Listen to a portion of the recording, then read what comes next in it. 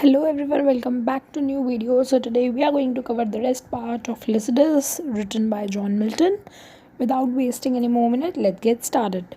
So as we did in last part 1, जहाँ पे हमने लास्ट ये किया था कि जो हमारे काम है उनसे लोग हमें जज करते हैं, ना कि फेम से. लाइक फेम तो सिर्फ कहने के लिए होता है.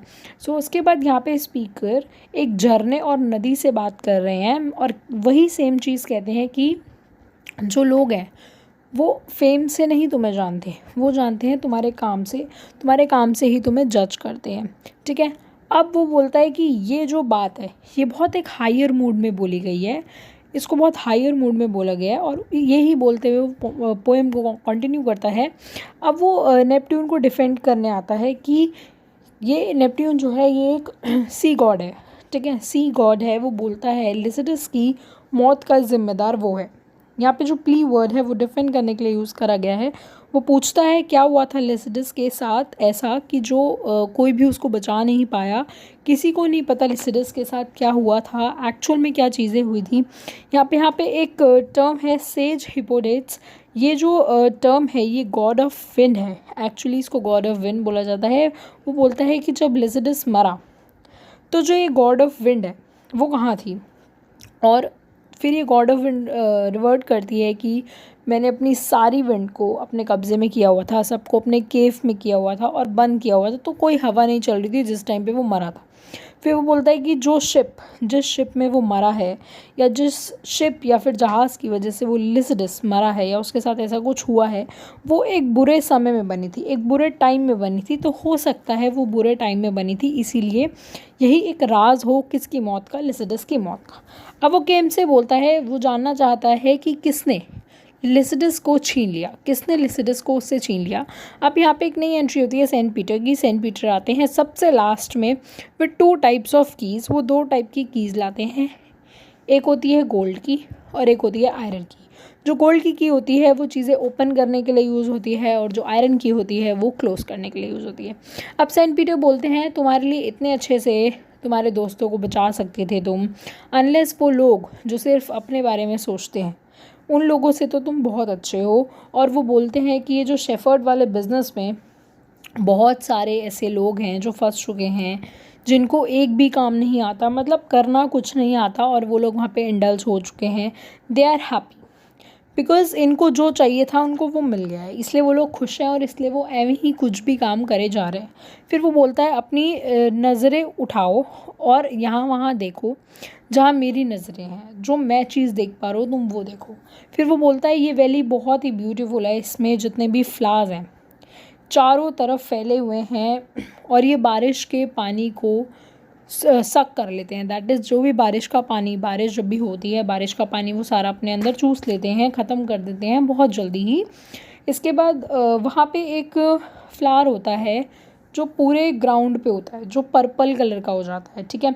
अब फिर वो बोलता है कि जो डैफोडिल फ्लावर है उसको बड़ा करो, उसको इंक्रीज़ करो डैफोडिल फ्लावर को, और ये सभी फ्लावर जो हैं वो सैड हैं. यहाँ एक टर्म यूज़ करी गई है अमरांथस. वो बोलता है अमरांथस नाम का जो ये फूल है उसको बोलता है कि इसको तुम बहुत जल्दी बड़ा करो, और डैफोडिल्स को बोलता है कि तुम क्राई करो फॉर हुम, क्राई करो फॉर लिसिडस. अब यहाँ पे वो थोड़ी चीज़ें चेंज करता है. अभी तक वो बहुत नेगेटिव उसमें था, बहुत दुख में था अपने फ्रेंड के लिए, बट यहाँ पे वो बोलता है कि लिसिडस एक एस्पायरिंग पोएट था और इन फ्लावर्स को उनकी कब्र को सजाने के लिए यूज़ होना चाहिए. उस यूज़ में हमें इनको लाना चाहिए जहाँ वो लेटा हुआ है. ठीक है. और जहाँ भी तुम्हारी बॉडी बनी थी, जब भी तुम्हारे बोन, जहाँ भी तुम्हारे बोन्स होंगे, वो अब ऐसे ही बात करता है कि जहाँ पे भी तुम होंगे, जहाँ तुम्हारे बोन्स होंगे या फिर जहाँ तुम्हें फेंका गया होगा, जहाँ भी तुम भी हो, जिस ओशन के नीचे सो रहे हो, सी मॉन्स्टर के पास तो पहुँच गए, ये तुम्हारे इतनी प्रेयर्स के बाद भी तुम सो रहे हो. लास्ट में पोएट जो है वो उम्मीद करता है डॉल्फिन से. वो कहता है कि अब लास्ट मेरी उम्मीद तुम ही हो, जहाँ पे भी लिसिडस की बॉडी है या बोन्स हैं या जो भी है उसको तुम ही लेके आओगी. स्पीकर एक तरह से डॉल्फिन से हेल्प मांग रहा है और बोलता है अब अपने दूसरे शेफर्ड भाइयों से कह रहा है वो कि लिसिडस मरा नहीं है, मत रो, तुम में से कोई भी मत रो, क्योंकि लिसिडस जिंदा है। जिंदा इन विच सेंस कि उसका जो सौरो है अभी ख़त्म नहीं हुआ है, वो अभी इस वाटरी फ्लोर के नीचे छुपा हुआ है। वाटरी फ्लोर कहाँ? जहाँ वो मरा था, समुद्र।